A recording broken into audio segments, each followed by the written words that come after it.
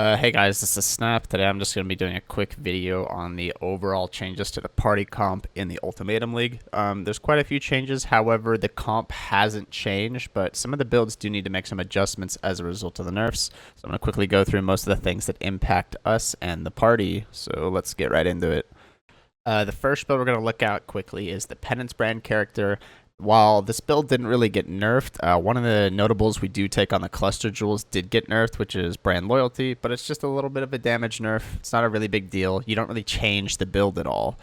Now, if you're familiar with the Penance brand build, you used to go Eternity Shroud, and in the new Ultimatum League, this is a bit concerning because if you're not aware, they did add all of the Nemesis drops to the core drop pool, and I believe that this does include the Barracks Grip Ring, which is a 2-stone ring that shares the base with Call of the Brotherhood. This means that Call of the Brotherhood might become significantly harder to chance and or trash to treasure, which would make the Eternity Shroud version of this build a little less appealing depending on how rare 2-stone Shaper Call of the Brotherhoods are. So we are personally playing this one by ear. There are adjustments you can make to this build that aren't very difficult in order to achieve a similar amount of damage. If Shaper Call of the Brotherhoods aren't available, the one main adjustment you can make here is you can put on a second Nebulous, which is pretty nice. And then also, instead of getting a Eternity Shroud here, there are a couple chest options. I think an easy replacement is Incandescent Heart. I think that this chest is criminally underused. It is quite good. You get a similar amount of gain here. It's a pretty easy replacement where you don't have to make a ton of adjustments to your build. You do, however, have to make some adjustments to the Cursebot if you're no longer going to be doing chaos damage. The other main thing here is that you're no longer going to be using Cold to Fire in links because it's no longer worth converting if you're not using Eternity Shroud. You can replace this with any DPS support. You can use Increased Crit Strikes. You can use Inspiration even. There's a ton of options here. Awakened Added Lightning is pretty good. You can take your pick. So in the Penance brand character, not really much has changed here. The passive tree, the cluster jewels is all the exact same. We just have to be a little bit careful here to make sure that the rarity of these Shaper Call of the Brotherhoods aren't too rare. And if they are, then we're going to maybe try and not use Eternity Shroud and use an Incandescent Heart or maybe a rare chest instead with double Nebulous. So that should be a pretty easy adjustment there. Maybe moving on to the Orabot here. Obviously, there have been some cluster jewel nerfs with replenishing and first among equals getting knocked down to 6%. The pathing here on the tree has not really changed. The main adjustment you can make here is, this isn't in POE yet, but the new Arrogance support is enough to offset the aura effect you lost on your purities in order to hit 90 overcap. So it now costs 201% mana multiplier at level 20. I think we can assume that you get a 200% mana multiplier at level 21 on the new Arrogance. So you can kind of simulate this in POE if you put a level 18 Blood Magic. You want to now link this Arrogance support to your purities in your Alpha's Howl in order to make up the aura effect lost from the cluster jewels. The current cluster jewel setup I'm using here lost 24% aura effect because I have 12 notables here and they all lost 2%. If we go to calcs here, we can see that our aura effect is sitting at 283, and we know that the Arrogance support gem gives you 24% aura effect, which will put us back at 3.07, which is indeed 90 overcap, so that's all great. You do, however, have to switch up your setup here in your gem links in order to make the Blood Magic and or Arrogance fit in your helmet. Because you're reserving a lot more stuff on life, you do need a little bit more RMR. I think Skyforce is the easiest thing to get here in this slot. In this big party that we're running, we don't necessarily care about the regen because we have permanent Vol Discipline from our Cull bot and all of the soul gain prevention stuff he has on the buffed Soul Catcher with Flask Effect. So Skyforce doesn't really have a downside because we can bypass it with all of our Perma Vol Disc. And then once you get all that RMR, you should be able to fit the Blood Magic in your helmet, and then what you need to do is take out an aura from your Prism Guardian. I chose Grace, and then I moved my Dread Banner in here. This seemed to give me a pretty good amount of RMR here. I'm sitting at 2%. That seems like I'm pretty on target there. And then basically I moved my Grace to my body armor, and then the Zealotry goes here in a 3-link with Generosity Precision. Because you're wearing Skyforce now, you're actually going to have a lot of leftover RMR that you didn't have before. I guess now you can throw on something like Aspect of the Spider, you can throw on Aspect of the Crab, you could craft whatever onto it if somebody else is already using Aspect of the Spider. You can even put on Arctic Armor or something stupid like that. You can, use your leftover RMR to put something useful on. You can put over the new Flesh and Stone even though it did get a little bit of an RMR cost nerf, it's still very good for the blind. Just make sure you're using up all of your RMR possible. But that should go over the main changes to this Orabot build here. The build is pretty much identical. It's just that you now take Skyforce instead of Syntrex or a rare pair of boots to get the extra RMR. You want to link the Arrogance support to your triple purities in your helmet, and then you need to adjust your Prism Guardian gem setup, and that's about it. Quickly moving on to the Cursebot, this build is identical. Yeah, sure, Dark Discourse got a little bit nerfed, but I mean, the build doesn't change. It's still the best curse effect you could possibly get.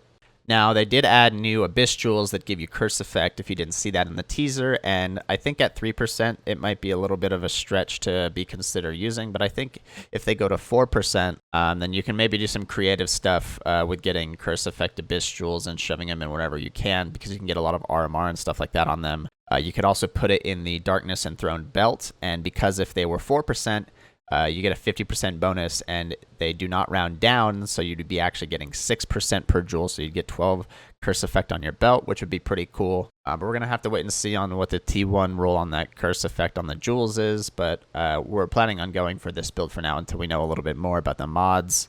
Essentially, the changes to the Cursebot that we can make if we're no longer going Eternity Shroud on the Penance character is that instead of going Misery Everlasting for Despair Curse Effect, you're actually going to be taking a notable now called Blizzard Caller, which gives you Frostbite Curse Effect. So you should be able to pretty easily mix and match these cluster jewels on the Cursebot in order to curse the type of damage that you're doing.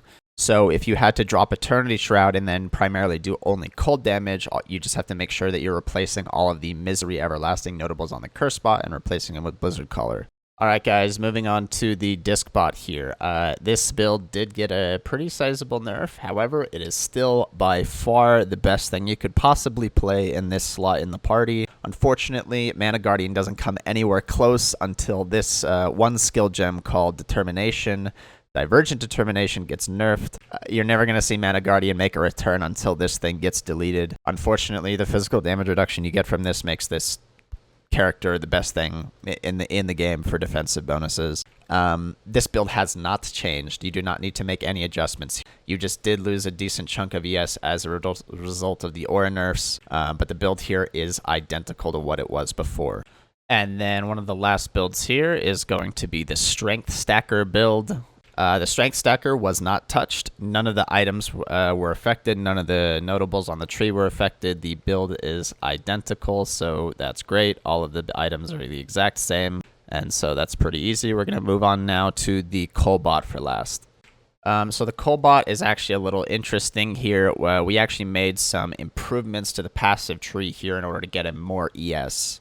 Now, the main thing about the Cullbot is that the advantage with this passive tree is that you do not need voices, which is a gigantic improvement to what it was before. Now, the way you get defenses is using Supreme Ego and stacking Aura Effect where possible.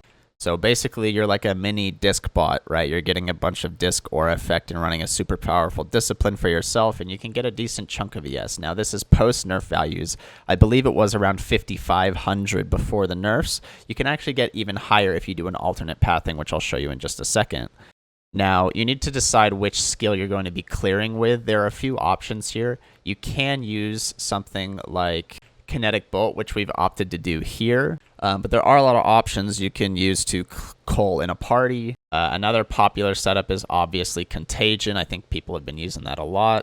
You can do Poison Prolift stuff. You can use a spell. But once you've decided what you do, you kind of need to decide whether or not you're going to need RT or not. I think in this Kinetic Bolt setup, if you're just primarily using Kinetic Bolt with no supplemental clear skill, then you kind of need to go to RT. And then that means you need to come over to this Cluster Jewel setup over here. On your mediums, you need to make sure to get the First Among Equals Stalwart Commander combo here. ensuring that you do get one spiked concoction on your medium for the flask effect for quant, of course. You're still getting the Legion jewel here, so you can hope to get one discerning taste. I don't know why this is a flawless execution, but this gives you more rarity. So you have the exact same amount of rarity and quant as before. Now, a few things to note here is that since Explode got a little bit nerfed, it's not so free anymore. We do want to try to get Corpse Explosion on some part of this build so that we can get better performance. For those of you who don't know, corpse removal in maps like 5-orb Delirium maps is a very powerful tool just for lag reduction. Corpses is a pretty significant source of lag, not as much as items on the ground, but corpses, removing them does help in the maps a lot. So we're going to be trying out this node called Cremator, which makes it so ignited enemies killed by your hits are destroyed.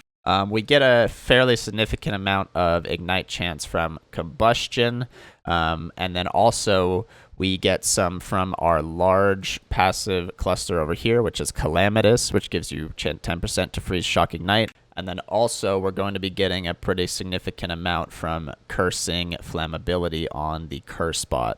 All of that should be well over 100. Even without the Cursebot, you still have a pretty high chance to ignite here on Kinetic Bolt, sitting at 60%, which should clear out most of the corpses on the map, or at least give us a big buff to the number of corpses that are on the ground.